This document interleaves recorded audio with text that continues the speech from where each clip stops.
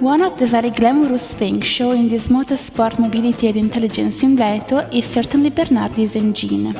Patented on the 22nd of August 1882, this is the first engine that works with gasoline. It was patented 2.5 months before Benz engine and a year and a half before Daimler's one. It is a rarity that we can show in this museum. It is interesting to think that this engine has been designed on plain white paper. There was absolutely nothing before this, although the steam engine, born 50 years earlier. So invent and think about everything was needed. This engine has everything like modern ones.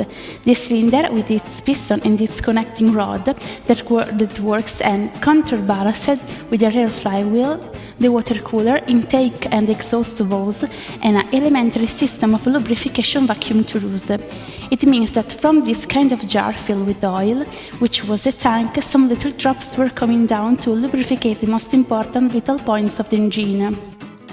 Obviously, this just of the internal combustion engine, with experience gain a few years, increased cubic capacity.